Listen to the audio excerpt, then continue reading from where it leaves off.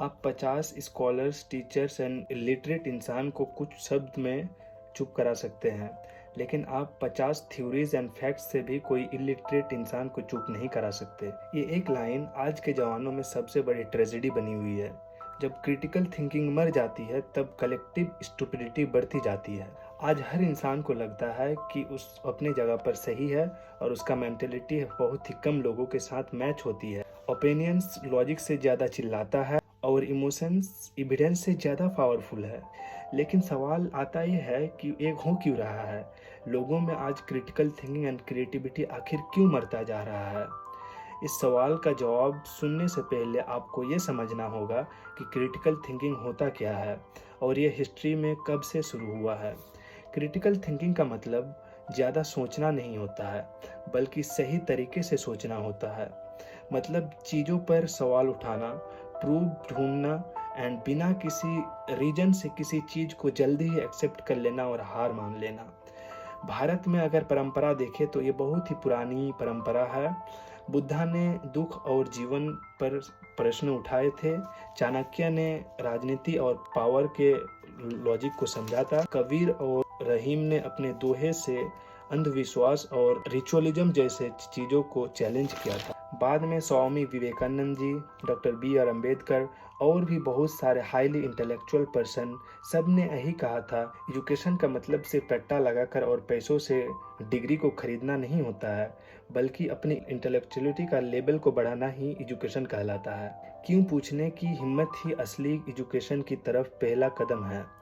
लेकिन ये हिम्मत धीरे धीरे गायब होता जा रहा है। आज हम सभी हर सवाल गूगल और चैट जीपीटी से पूछते हैं। बाहर से हमें लगता है कि हम बहुत ही इंटेलिजेंट, इंटेलेक्चुअल्स एंड ज्ञानी बन चुके हैं, लेकिन अंदर से हम सभी खोखला बनते जा रहे हैं और हमारे सोचने को ही भूल जाते हैं। साइकोलॉजिस्ट इसे इंफॉर्मेशन ओवरलोड कहते हैं। जब हम 10 मिनट 5 मिनट के अंदर छोटे छोटे शॉर्ट्स, रील्स, शॉर्ट्स वीडियो देखकर अपना दिमाग का केमिकल्स को डिफरेंट टाइम में डिफरेंट इमोशन को रिलीज करें एंड जिसके कारण हमारा इमोशनल इम्बैलेंस होता है। जब इतनी सारी इन्फॉर्मेशन हमारा दिमाग को एक साथ मिलती है तो हमारा दिमाग रिफ्लेक्ट करना ही बंद कर देता है और हम सिर्फ माइंडलेसली स्क्रॉलिंग करते जाते हैं। बिकॉज बायोलॉजिकली हमारा दिमाग की क्रैनियल कैपेसिटी 1550 सीसी का है। उदाहरण के तौर पर अगर हम सभी 1 केजी कैपेसिटी का प्लास्टिक में 10 केजी कोई सामान को भरने का ट्राई करते हैं तो वह प्लास्टिक का फटना तय है। ठीक उसी प्रकार से हमारा ह्यूमन ब्रेन का क्रैनियल कैपेसिटी जितना है उसके अकॉर्डिंग अगर हम सभी इंफॉर्मेशन को ना कलेक्ट करें और ओवर इंफॉर्मेशन दे तो हमारा ब्रेन का बहुत सारे साइकोलॉजिकल डिसऑर्डर होना तय है। हम हमेशा रिएक्ट करने का ट्राई करते हैं, सोचते नहीं हैं।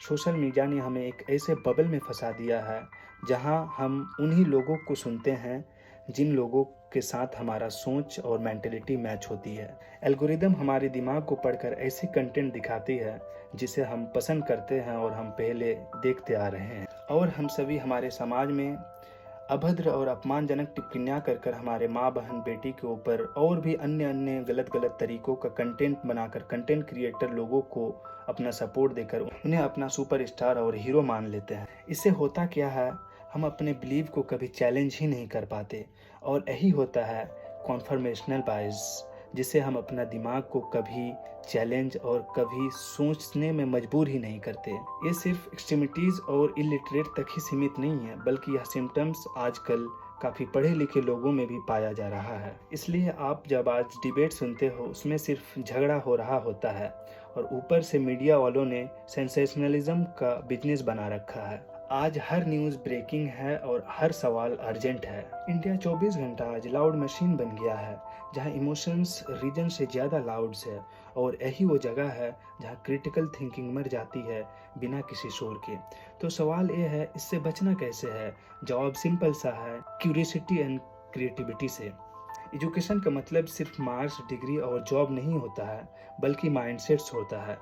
इसीलिए एपीजे अब्दुल कलाम ने कहा है, Learning gives creativity, creativity leads to thinking, thinking provides knowledge, and knowledge makes you great. पैसे तो आज लोग हजारों अच्छे और गलत तरीकों से कमा रहे हैं, लेकिन इंटेलेक्चुअलिटी नहीं। इसीलिए हायल ने भी कहा है, education is the art of making a man ethical. अगर पुराने लोग भी सिर्फ अडानी और अंबानी होते तो आज दुनिया में Einstein, Newton, Faraday, Tesla, Stephen Hawkins और भी हजारों क्रिटिकल थिंकिंग और हाईली इंटेलेक्चुअल पर्सन नहीं होते और हमारा दुनिया एक अंधकार में होता। इसीलिए हर चीज़ अपनी जगह पर और एजुकेशन अपनी जगह पर।